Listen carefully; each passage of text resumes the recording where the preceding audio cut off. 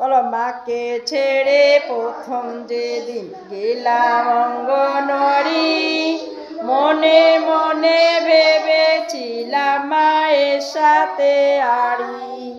এখানে এসে মনের মতো বন্ধু পেলাম কত, খেলনা বই রং পেন্সিল আমার মনের মতো।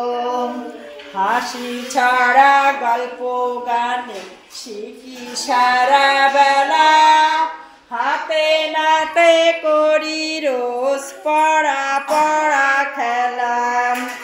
মনের মতো বন্ধু পেলাম দিদি আর সবাই, তাই তো আমি রোজ সকালে অঙ্গনওয়াড়িতে যাই। তাই তো আমি রোজ সকালে অঙ্গনওয়াড়িতে যাই।